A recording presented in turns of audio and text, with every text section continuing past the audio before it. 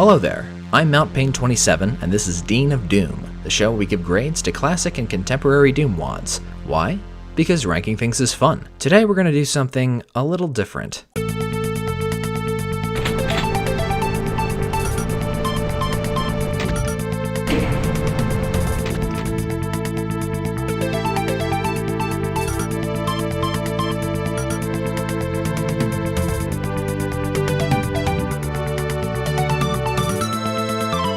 I call it Sawed Off Wads, a Dean of Doom segment where we showcase wads that are too short to carry standalone episodes. Today I'll be checking out an all-star lineup of levels that span 23 years worth of Doom modding history. We'll begin with the oldest wad and work our way forward. But first, here's how the show works. Every map gets one grade for quality and one for difficulty. On the quality side, the grades go from A to F. Grade A levels are fun, memorable, visually distinctive, creative, and a fair challenge.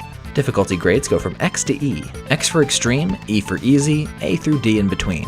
Keep in mind I probably won't have the same ideas about what makes a great level as you do, but that's okay. Disagreeing is part of the fun, after all. At the end of the day, this show is about spreading the joy of Doom, so let's do so. Before we start, the rules are we play on ultraviolence and must pistol start each level. I need to play the wad twice before reviewing it, saves are allowed, and we go for 100% kills in all levels, making exceptions when it's just not worth it. I play on Z-Doom with compatibility set to strict, but today we're going to mix in a lot of DSDA Doom. Now, to the wads. First up, from 1995, Doom City by Seamus Young. I've thrown around the term Doom Cute quite a bit this season without explaining what it is or where it came from, and since it's apropos to Doom City, I think it's time I do. A term coined by KMXXE, I hope that's how you say it, founder of the one-man Doom review blog, Doom Cute describes things and places in Doom maps that simulate real life. The cute part derives from the adorable simpleness of the results. Doom City is one of the earliest and most notable examples of Doom Cute design. Unlike Doom 2's downtown, suburbs, tenements, the factory, pretty much any map named after something that exists on planet Earth, Doom City actually resembles a real place. Of course, the custom textures and colorful signage help. The ATMs, gas pumps, phone booth, vending machines, and 7-Eleven drink fridges must have been doubly delightful to players in the 90s and early aughts. I know when I was a kid I loved video games that allowed me to interact with stuff in the world. The more destructible or malleable the environment, the better. Doom City checks that box too. The Pepsi machine opens a soul sphere in the bank, you can hop over this counter for a rocket launcher, and you can lower the phone booth for a berserk pack. Doom City's action is really not the focal point. In its day, it was a sandbox within which the imagination could frolic. In 2022, it's a 5-minute curiosity, an antidote to the blocky bases and abstract hells of commercial Doom, and one of the canonical works of Doom Cute. Grade C+, difficulty D-.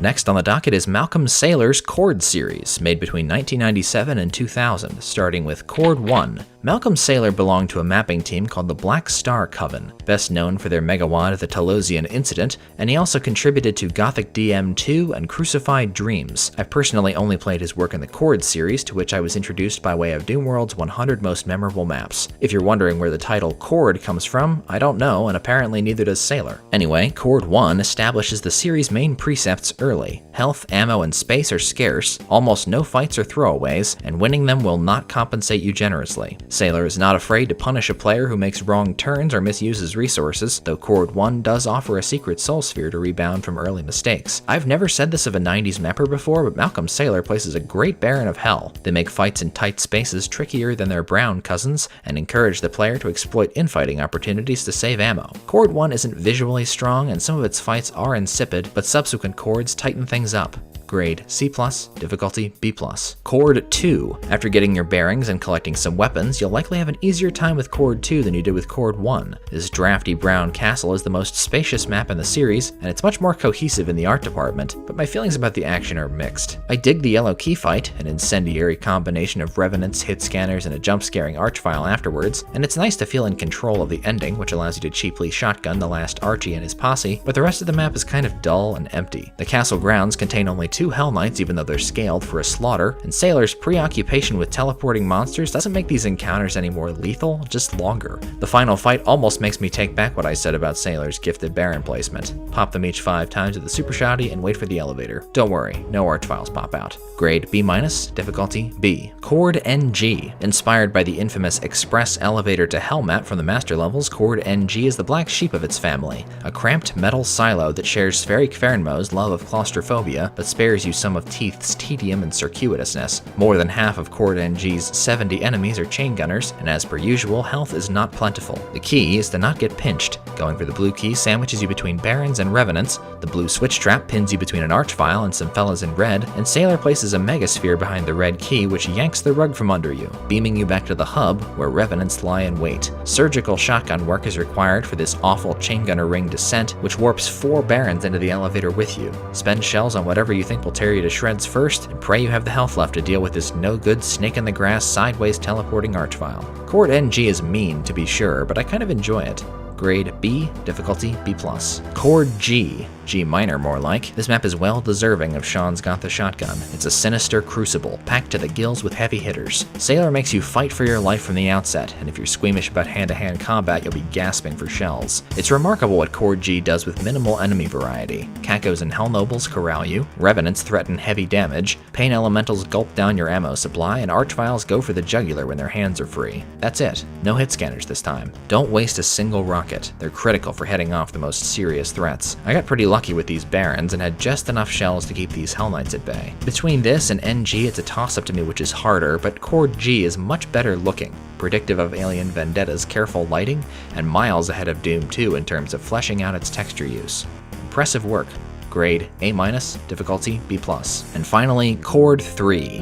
Not for the faint of heart. Chord 3 is easily the hardest map in the cycle. It's mordant, bleak, and unsettling. Right from the start, you've got a Baron and a line of chain gunners in your face, an archvile monitoring the room over, 2 Revenants that converge when you grab the chain gun, and several more that appear when you teleport to the SSG. Sailor offers no easy answers here. There's not a lot of room to move, no obvious safe spaces to retreat to, and 0 time for dilly-dallying. If you commit to minigunning through the Ruby Cavern, you can go berserk on the Pinkies, Imps, and Revenants to save bullets for the archvile and then clean up the chain gunners. Then comes this impressively nuanced fight. An archvile and a herd of cacos usher you into the blue key room where a group of imps and revs stand guard. Sailor demands you juggle these threats, root for infighting, and thread the needle between fireballs, obstructive foes, and archvile flames. It's not a huge fight, but it feels like one. The red key room straddles the line between brilliance and meanness, giving you a plasma gun but interposing 3 Barons between you and escape from damaging floor. Then 2 archviles get loosed in the previous room where meat shields may or may not still be roaming around. After that, there's a knee-knocking Cyberdemon fight which you better do perfectly because the finale takes no prisoners.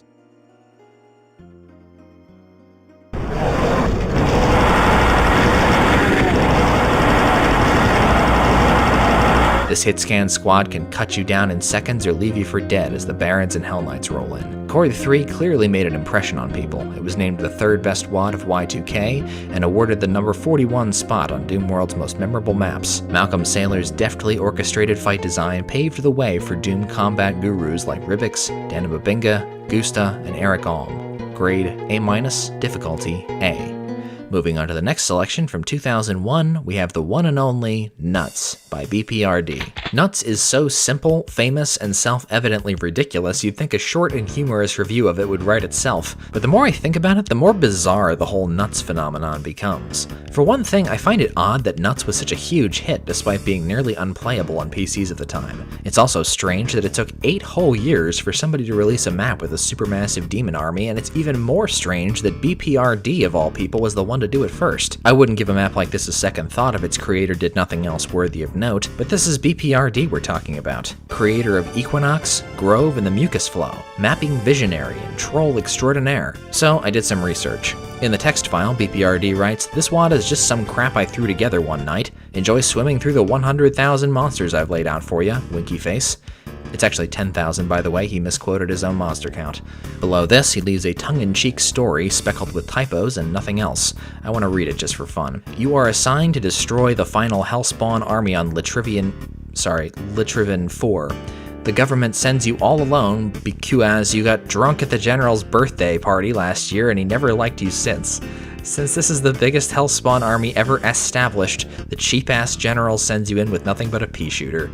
Good luck. Through DoomWiki, I dug up an old GeoCities page where B.P.R.D hosted all of his WADs. Below each download link, he leaves informal reviews of his own work, including an interesting retrospective on nuts.wad. He describes being nervous about making a mistake uploading Equinox, a 13-map space opera that he spent a year making, to the id Games archive, and made nuts on a lark so he'd have something to test the uploader with. Feeling like a mad professor, he threw absurd quantities of monsters into 2 square rooms, named it Nuts, quote, because that's exactly what it is, a nutty wad, and uploaded it successfully. Nuts, though initially panned, ultimately outshined Equinox in the community's eyes, much to his chagrin. No one really cared for Equinox, only a few seemed to like it a lot.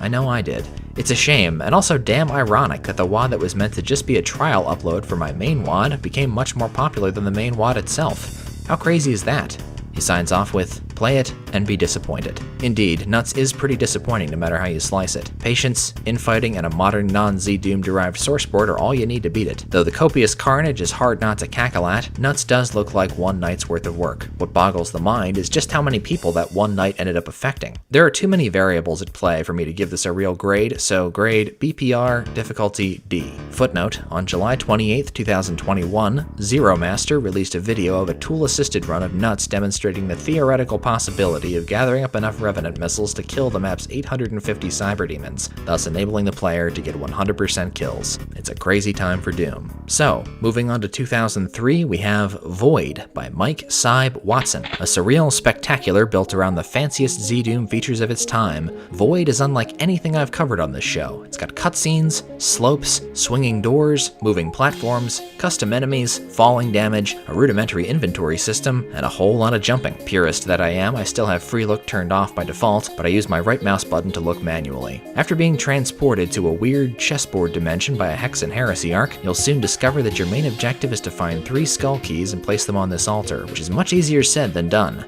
The path to each is rife with death. Void's protagonist is unusually sturdy. His punches do increased damage, and he can absorb 3 cyberdemon rockets to the face apparently, but we're all slaves to gravity. Falling will be your #1 cause of death in this WAD, even if you're relatively comfortable with Doom platforming, which I am not.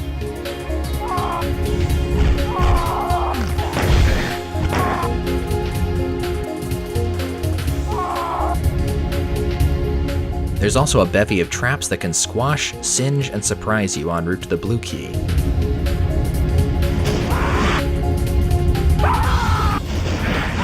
Learning to chuckle at your blunders is a valuable skill in life and absolutely required when playing Void. Sybe seems to prefer puzzles and obstacle courses to player v monster action. I wouldn't know what to call half of these enemies anyway, but Hexen fans should enjoy the replacements. The yellow key section is easily my favorite part of the map. You're too big to fit between these bars and too stupid to find a stick or something to reach the yellow key, so you pull an Alice in Wonderland. You shrink yourself, squeeze through a crack in the wall, and exterminate the spider family that lives in there to retrieve a gear that fixes the gate control mechanism. It's a brilliant sequence. Inventive, fantastical, and kinda creepy. With all 3 keys in place, you're given a bony BFG replacement that uses pinky souls for ammunition, and then you can teleport to this demonic game of checkers. Sybe steals your weapons during Pinky Punch-Out, but gives them back to you for this room of Cacos and Barons, probably the most conventional fight in the map.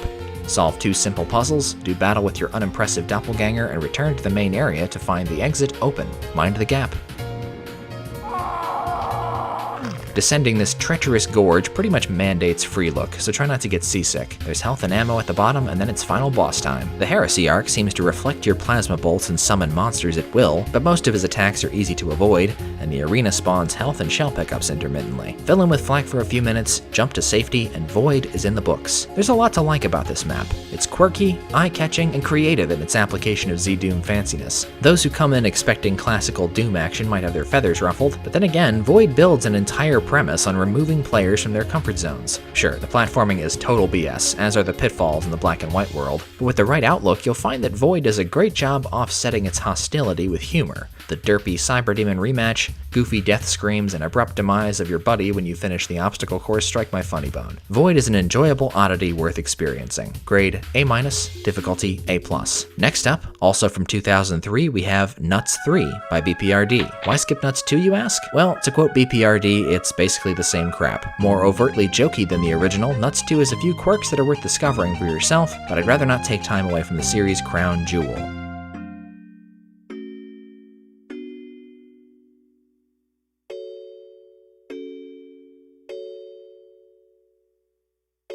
Nuts 3 starts you off in the center of a monster ocean with gentle music playing in the background and a majestic monolith looming in the distance, framed by a brilliant light in the sky, like a star in supernova. Below you'll find cell packs and a very unconventional BFG. It behaves the same way as the regular Weapon 7, but its projectiles are invisible. I'm not sure what B.P.R.D was going for here. It's hard to use unless you're spamming it at groups of enemies. After you've punched your way through the horde, the chain gunners on the perimeter can quickly mow you down if you don't find cover or keep your distance. If you're in a pinch, find this star-shaped light patch and you'll be whisked away to a recovery room. Rest your weary FPS. Make sure to grab that invul because the return teleporter sends you right back to the start. Once the madding crowd is thinned, you'll notice that B.P.R.D's monster placement was slipshod to say the least. Big clumps of spiders, revenants, hell knights, macubi, and pinkies are stuck together, and I usually let flocks of revenant missiles plow them into oblivion to save ammo. Once the groundlings are all dead, it's time to inspect the Star Temple, which, for me, is where Nuts 3 takes a turn for the spiritual. I promise to go into more detail one day, but for now, let it suffice to say there's something uplifting and deeply human about B.P.R.D's love of the stars. And my god, this music. No other MIDI artist can puppeteer my emotions like this. When the right mood moves in, this track really chokes me up. It's like the soundtrack to a last stand, a fateful goodbye, one final kiss before liftoff.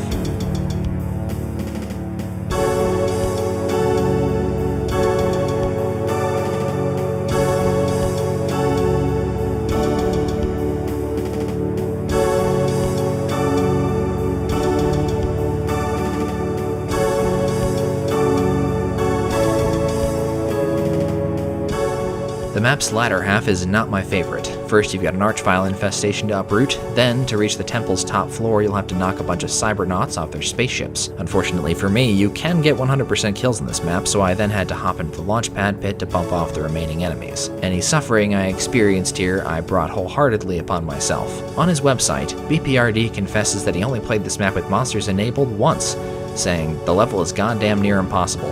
I'm sorry for all that. It was never tested out. I never really made it with any monsters in mind. I concentrated on how it looks and sounds." Ah well. Nuts 3 is no joke wad. If anything, it bridges the gap in the B.P.R.D verse between Equinox, the Mucus Flow, and the next map we'll be covering today.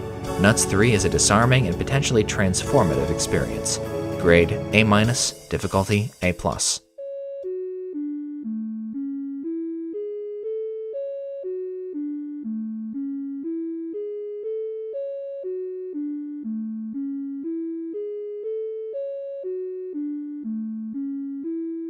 From 2004, Grove by B.P.R.D. Only B.P.R.D could give one of the most beautiful Doom maps of all time a backstory that starts with the sentence, "In your garden, you can sometimes see an angry-looking fat dude steal your mushrooms." Avoiding spoiler-related material will greatly limit what I can talk about with Grove, so if you haven't played this map or watched a playthrough of it, I beg you, skip to the timestamp pictured. Hearing me gab about Grove is no replacement for experiencing it yourself. Okay, now that everybody here is on the same page, I think it's fair to assume that the first time you tried to play Grove sucked, both for technical and B.P.R.D related reasons. It must have taken me 10 minutes to figure out how to open Smuggler's generator, scarfing down mushrooms, squinting at my screen, and humping everything in the house. Then, as soon as I walked into the forest, my 9-year-old laptop almost caught on fire trying to draw all these trees in Z-Doom, making the rest of the level functionally unplayable. Even today, as much as I dislike OpenGL lighting, it's the only way I can record smoothly, and it does help me see in the dark a bit better. I sacrifice aesthetics for utility begrudgingly. Anyway, the first thing I adored about Grove was its automap, a whimsical hand-drawn sketch of the forest that is both handy and painfully limited. Those exclamation mark surprises and labeled locations are lifesavers for incompetents like myself, but other than that, B.P.R.D doesn't hold your hand at all. You'll want to start off by getting your boomstick, which is stuck in the well. Grove logic dictates that you need to find a pump and raise the water level to reach it. Notice the 3 hands sitting by the valve, upon which you'll place 3 skull keys and open the exit. With the super shotgun in hand, you can start exploring properly. The main points of interest, in addition to Smuggler's House, are the Stone Circle, the Dark Cave, and Grove Central, which houses switches that unlock stuff around the map. Problem is, something wicked lies in wait for you that way. Yeah, this archvile encounter's mean. Whether or not you take a hit is a roll of the dice, but luckily Archie can't follow you into Grove Central, which has plenty of cover and shotgun shells scattered around. In the control room, you'll find switches that unlock the cave, open Smuggler's safe, and you? Wonder what that does. 2 of the keys are now accessible, but you should snoop around a bit before moving on. Try to poke around in the trees a bit, see if you can get to those items alight in the thicket. Maybe you've already found this shed through the cracks in which you can spy a set of glinting goggles. If you are supernaturally astute, you may have noticed a valve hidden in the trees behind Grove Central which unlocks that shed. I belatedly discovered that the light amp visor is essential for uncovering the secret of the dark cave. Unwary adventurers can fall prey to the Hell Knight that lives in there, or at very least scrabble around on their hands and knees for hours, trying to open this marked cave wall. The graveyard beyond is home to wandering spirits and the red key, as well as a switch that opens the way to the Mushroom King, which is just about the most fun thing I've seen in Doom. What the heck is up with the sky though? If you backtrack to Smuggler's house now, you'll find the pudgy mushroom thief out and about. Beware Smuggler. He's essentially a spider mastermind in a chain gunner costume. I like to duck in the outhouse and chop him down one blast at a time. Remember how you unlocked Smuggler's safe? How's this for eerie? The yellow key is an Archvile's skull. The last spot to hit is the stone circle, which you'll need to wander around the eastern bit of woods to find. What a shock this was to stumble into my first time. The green marble switch unlocks the ruins where 3 revenants will die to protect their cranium collection. At this point, you can leave the map provided you have enough ammo to deal with 10 barons and hell knights. If not, B.P.R.D has you covered, but only if you find all of Grove's optional nooks. These pegs in Grove Central will tell you how many more you have left. I have no words to describe what happens next.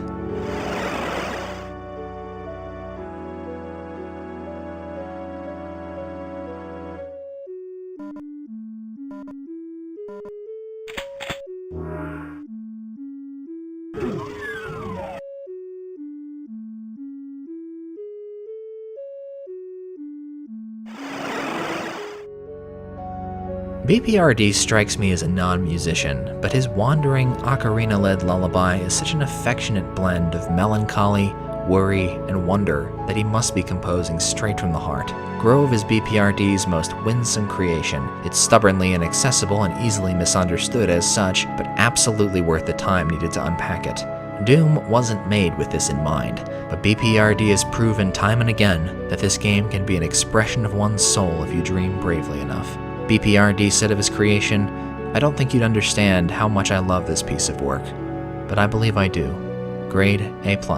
Difficulty X- for first-timers, C for returning players." Up next, we have not B.P.R.D, but one of the most prominent projects to be directly inspired by his work from 2008, Disturbia by Death Destiny. Another mysterious figure in the Doom community, Death Destiny made maps for just over a year before disappearing for good in 2009. Next to No Chance, Disturbia remains his most well-known work, made to, quote, sate his creative urges. The first thing you'll notice after booting up this map, apart from the immediate abundance of pain elementals, is that your bullet capacity is doubled and the chain gun has been significantly worked over. It's darker, bulkier, and has a much faster rate of fire. Death Destiny also gave it a sound replacement, which is weak, to say the least. Before embarking on my third Disturbia playthrough, I swapped it out for Equinox's pistol sound because a powerful gun ought to sound powerful. I also thought it'd be funny to help Death Destiny steal one more thing from B.P.R.D. Disturbia employs multiple tropes beyond aesthetic tips of its cap that will be immediately familiar to the average mucus flow enjoyer. Health and ammo are stowed in depots and limited severely. The rocket launcher, plasma, and BFG require keys to unlock. Many of the turret enemies will respawn ad infinitum, and finding secrets is absolutely necessary. The automap is right here. Use it well. Unlike the mucus flow, Disturbia is hyperlinear and accommodates 0 ad-libs or deviations in the route Death Destiny expects you to follow. It also contains no shotguns and no shotgunners, which is why I discussed the chain gun and the way it sounds at length.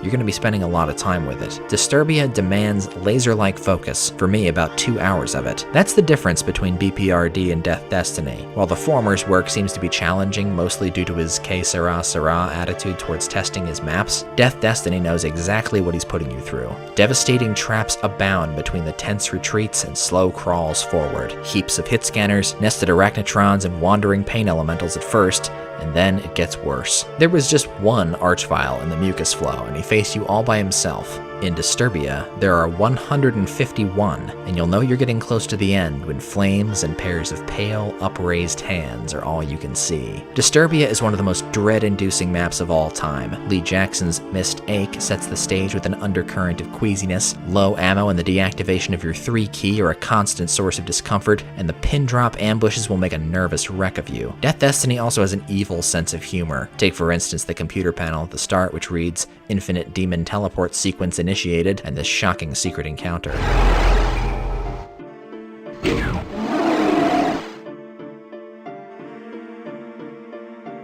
But if we're talking heart-stopping moments, nothing beats the one in the final control tower.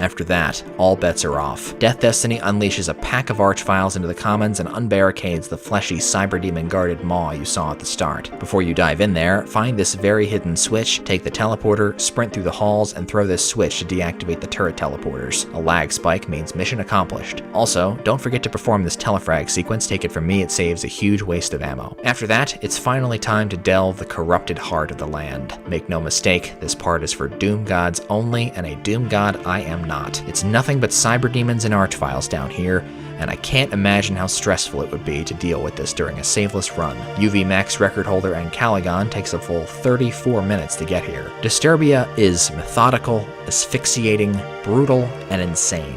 I acknowledge Death Destiny as a mapping auteur, but he transmutes the mucus flow's beguiling beauty into poison, and that's why I'll never like Disturbia quite as much. Grade A, difficulty X. Skipping ahead to the year 2012, we have Frozen Time by Eternal. To date, Frozen Time is the Russian master's last high-profile Doom project, having spent most of the past decade submitting single maps to larger projects like Mayhem 2048 and TNT Revolution. Frozen Time is, first and foremost, a technical exposition. It showcases oodles of custom graphics, room over room and 3D bridges, large-scale architecture, and, as is Eternal's custom, sound replacements galore.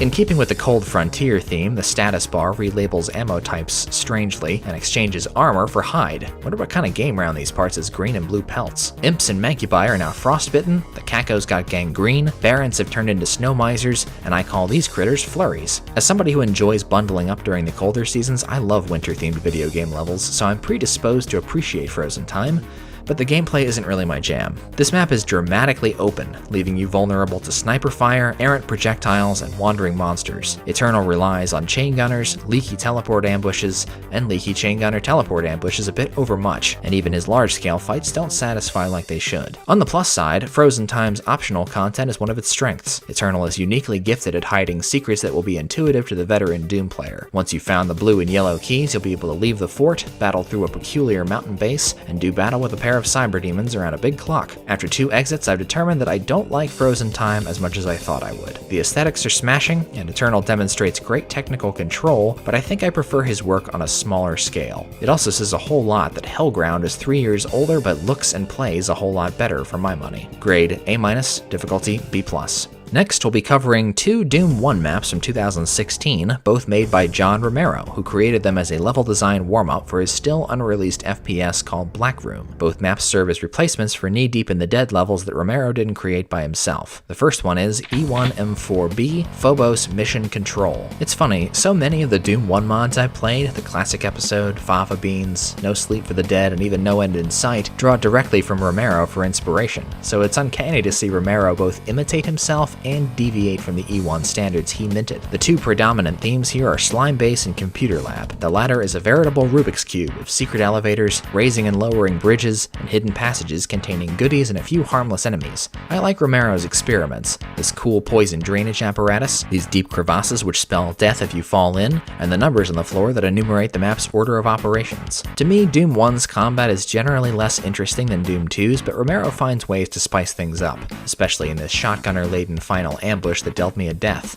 Woof. Other than that, Phobos mission control isn't too exciting except as a secret hunt. Grade C+, difficulty D. E1M8B. Tech Gone Bad. A fallen compound entrenched in a sea of toxic waste, Tech Gone Bad is a thorough reimagining of Sandy Peterson's E1 boss map. It contains almost as many monsters as E1M6 and 7 put together, including a staggering 100 shotgun guys. Surviving the first minute is one of the map's biggest challenges. You'll need to minimize damage from the evil seeping out of the floor, fend off hit scanners, and ration shotgun shells so you get a handhold. When things settle down, I still have more trouble with this map than E1M4B, and there's no way players from 93 could have weathered this stuff comfortably. Tech Gone Bad completes Romero's secret hiding arc much better than Phobos Anomaly, stowing power-ups and recovery items down in the nukage, behind off-color walls, behind barrels, and places you'd never look without the automap's help. Stylistically, Tech Gone Bad's hellish subversions are on par with Sandy Peterson's best. The unnaturally twisted computer maze, half-submerged rubble, and hellish cracks tell the story of demonic invasion better than retail Doom ever could. The Bruiser Brothers Redux is dressed to kill, but disappointingly tame, with even less fodder accompanying the Barons than in the original. That's okay. Tech Gone Bad is otherwise inspired work for a guy coming out of a 20-year retirement from Doom mapping. It's no surprise that he managed to follow this up with Sigil, which is still probably the most fun I've had playing Doom 1. For this map, John received the first ever physical incarnation of the CAC Award. Grade B+, difficulty B-. Moving on to 2017, we have Water Spirit, a 3-map experience by Manbu, formerly known as Barabo Jr., whom you might remember from the Japanese Community Project. Map 1, Aquarius. The immediately eye-catching Aquarius sees Manbu channeling his inner Ribix a bit, at least on the surface. He paints in slabs of stony hues and accents his world with shades of a single color: the night sky, torches, waterfalls, laser beams, and abstract sprays of pulsing blue are delightfully coordinated. Aquarius is short but fierce. I would recommend against going through the blue-trimmed door before acquiring the plasma rifle or secret BFG because 3 archfiles lie behind it. When you catapult to the key, get ready for heavy resistance. Manbu inundates the map with revenants, hell knights, archies, and a cyber demon. The blue switch opens the exit, releasing a pair of barons and 3 gaunt musketeers who can wreak havoc if you allow them to gallivant around. Aquarius is expert work, and a hearty step up in difficulty from what you'd be expecting coming straight from Manbu's JPCP work. Grade A-, difficulty A-. Map 2, The Shrine of Water Spirit Part 1. It's a shame I have to play this with OpenGL settings, but this map is just outside my computer's ability to play and record simultaneously in software mode. The Shrine of Water Spirit is a gargantuan stone structure draped in shadow and earthy tones which balance out the bursts of fire blue and neon green. Don't fret the massive monster count. 3/4 of this map's 800 foes are all part of the same fight. This map does not beat around the bush. Duck the first cyber demon, gather some guns, scale the cliff side, taking out zombie mobs, archviles, and arachno gunners on the way, and get the big friendly gun. After that, another wing of the temple will open up, allowing you to lower the blue key and confront the last 2 fights. The terrific Imp and Pinky Mega Tsunami, which will leave you feeling like Noah if he had a BFG to guard his arc with, and the wall of cacos and archviles blocking the exit. If you burned all your cells in the previous fight, then I hope you're wearing sunscreen with a high SPF. I loved Manbu's JPCP work, but this is something else. He holds nothing back here, and the results are exhilarating.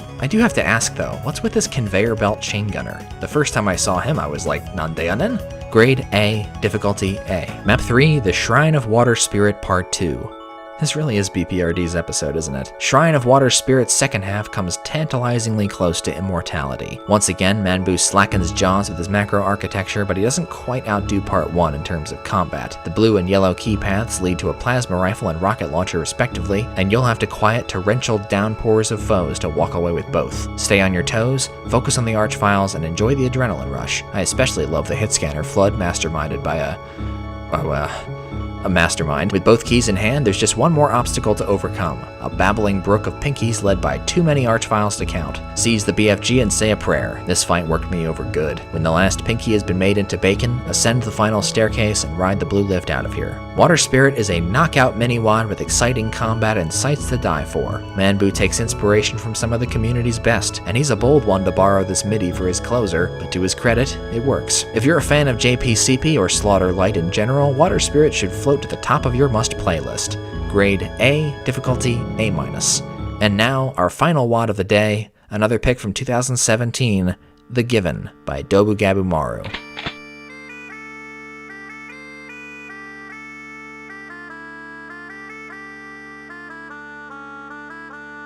With hushed tones do the land dwellers speak of the subterranean kingdom of Ocula, home of the unseen god. Legends tell of its lurid foods, crystal-top hills, and rivers of verdant water. But these tall tales also mention how the land is cursed, subject to a strange phenomenon where residents suddenly vanish. The denizens of Ocula have sought tirelessly to appease the capricious unseen god. The most well-known of their superstitious rituals, and the one that gives the land dwellers pause when speaking of Ocula, is the sad and brutal rite only known as the Given. So begins Dobugabumaru's monsterless magnum opus, a sprawling, lore-filled adventure map featuring gameplay entirely devoted to puzzle solving. No weapons, no monsters, no health, items, or armor. It's just you, the map, and Eris Falling's MIDI, a waltz of Celtic fantasy that manages not to grate even after dozens of loops. Now, puzzles in Doom aren't exactly my specialty, as many of you already know, but the Given is no ordinary puzzle map. There are no fake walls, hidden buttons, shootable switches, or protracted bouts of wall humping. As Dobugabumaru assures you in the text file, you shouldn't need to guess the solution to any one of his riddles. Each of the Given's 7 challenges abides by a self-contained, airtight logic, and the map is full of non-verbal hints for and even outright solutions to some of them. I was able to solve 5 out of the 7 myself. One of them with a pen and paper because my memory is not photographic. I had to look up the solutions for the Skull Islands and the stair-building gravestones. The only segment that actually irritates me is the platforming puzzle, but only because I'm bad at it and my sluggish frame rate didn't help things. Speaking of frame rate, it seems DGM wasn't content to just wow us with his Game Master's acumen, he also had to humble us with Ocula's extravagant scale and microscopic detailing. This land is home to treasure troves of tidbits to marvel at between head-scratchers. The Given is a colossal mapping achievement and an enduring testament to Dobugabumaru's versatility. Grade A, and I can't give this map a traditional difficulty grade, but I wager it'll take you longer to finish than the average Sunday crossword. So, that was Sawed-Off WADs, the long-awaited answer to, hey Mount Pain, do you plan on covering shorter WADs in the future? This episode was a blast to put together. If I had known how much fun it would be to bounce between different styles of Doom in the space of a single episode, I would have done it a lot sooner. At this point, I don't know if I'm going to turn this into a spin-off series or keep integrating it into the regular show right now, but I like the idea of future installments revolving around themes, and I'm also strongly considering a viewer submissions episode, so keep an ear to the ground. There's no Dean's List today, but I will include an honor roll because the following maps deserve special recognition. Chord G by Malcolm Saylor, Chord 3 by Malcolm Saylor, Void by Mike Sibe Watson, Nuts 3 by B.P.R.D, Grove by B.P.R.D, Disturbia by Death Destiny, Frozen Time by Eternal, Aquarius by Manbu, Shrine of Water Spirit Parts 1 and 2 by Manbu, and The Given by Dobugabumaru. Thank you very much for watching, and please feel free to share your thoughts on the WADs down below. I'd love to hear what you think, and I'll heart your comments to let you know I've read them. Now, I'd like to take a moment to acknowledge my generous patrons. AR, Aaron Allen, Agu XYZ, Akalai, Alec Wehrman, Alexander Sumankov, Alex Topfer, Alex Max, Bo Higginbotham, Buildersith, Bitefire, Kappa Bitch, Captain Wave, Collie Bluefin, Cheese Wheel, Chris Duthat, Chris O'Neill, Christopher Hart, Christophine Place, Crafty One Cow, Dan, Dave Davidson, Delirium, Dorothy Miller, Eggboy, Ember, Emma Essex, Faithful, Felix Wilson, Francis T218, Furnace, General Roasterock, Glenn Marmon, Griffin Upchurch, Gus Shade, Have a Seat, Holy Hell Revealed When, In Captivity, Jeff Hibbert, Jeff Shirilla, Jose Ballestero, Josh Ballard, Just Some Schmuck, Just Great 98, Camille Bernadotte, Killplane, King of Insanity, Leon Staten, Logan Lazalda, Mark Rowland, Master Drew 117, Matt, Matthew Gower, Michael Akins, Mixer, MK 2021, Moko Mothman MM47, Mozicon, Mr. Meme 1990, Myolden, Neurometry, Nick Machado, Knights 108, Number 26, Omnibot, Orion Burke Pool, Painful Hill 72, Philip Coffey, Pixel Perfect PT, Pyro She, Randy A, Reese, Roadworks, Rune, Sega Monkey, Sid Menon, Space Clanka, Stonemason, Stupid Nick, Tarakushino, The Bell Tolls, The Dinosaur Heretic, TJG 1289, Troby Trillion, Turbine 2K5, Ultra Cow, Vertigo, YBMO Not a Crab, William Huber, and Simon Coos. Thank you. I appreciate you all. This is Mount Pain 27, and I'll see you in the next episode of Dean of Doom.